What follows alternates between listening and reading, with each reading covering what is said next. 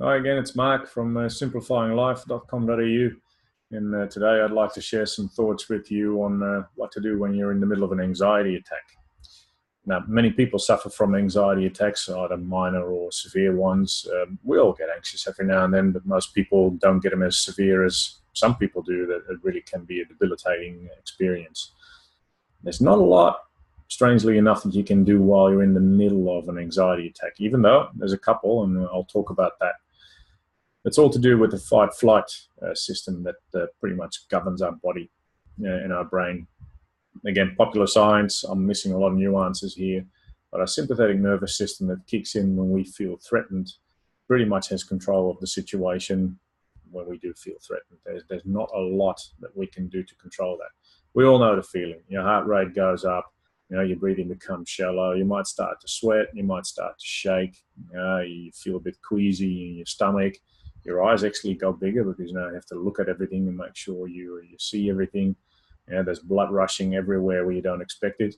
All those symptoms are part of that fight, flight, freeze response that your body engages through your brain, obviously. And there is not a lot that we can do, but there are a couple of things we can do. I'll talk about another one in another video, and it has to do with what they call heart resonance and how we can manage that one a little bit. Today, I'd like to talk about breathing, because breathing is one of the many ways that we can manage, not necessarily control, but manage the severity of an anxiety attack quite efficiently and quite nicely. And I was prompted to do this video because of a number of chat actually I had this week with clients about having anxiety attacks and what to do about them. And pretty much all reported back that they had good results with applying this technique, even though for me it was one of those like, that's a really obvious one. Haven't you tried that yet? And no, apparently many people don't do that or don't know what to do. And then when they actually do apply it, it works out really well. So I thought, well, worthwhile sharing. Now, breathing is obviously one of the most important things we do. Breathing itself is outside our control. That's our brainstem that controls all that stuff, make sure we stay alive. But we can control and definitely manage the rate of our breathing. Now, yogic traditions and other spiritual and very practical traditions have often emphasized the importance of breathing, but especially in the middle of an anxiety attack, breathing can be a very important tool to alleviate the symptoms and not make the anxiety attack as bad as it is, and actually make it a lot shorter than it could have been otherwise. Many ways to do breathing, deep breathing or controlling your breathing. The whole idea is, though, and it's the same as in mindfulness practices, is to have a certain type of focus. You focus your attention, which already helps. Now, there's a little bit of extra neurobiological information that goes with that. It has to do with the vagus nerve that runs through our neck and down to our internal organs and controls not controls, but actually gives information back to the brain. Again, popular science here, about how our internal organs are doing, and also feeds information from the brain back down to the organs about what they need to do based on what the brain thinks is best.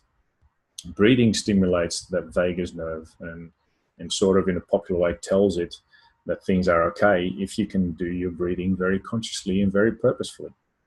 If you let it go shallow and if you let it go fast, rapid pace, your vagus nerve will interpret that as things being really bad, and will actually tell the brain that it is really bad and something needs to be done, which will then keep exacerbating the symptoms of anxiety. So here's my tip for today, in a sense. When you do breathing, the method that I know works quite well, I'll actually mention two of them, but it's the same breathing method in a sense, is breathing in for an amount of seconds. The simplest I use is a technique where you breathe in for 5 seconds, hold for 1, and breathe out for 5 seconds. Goes like this.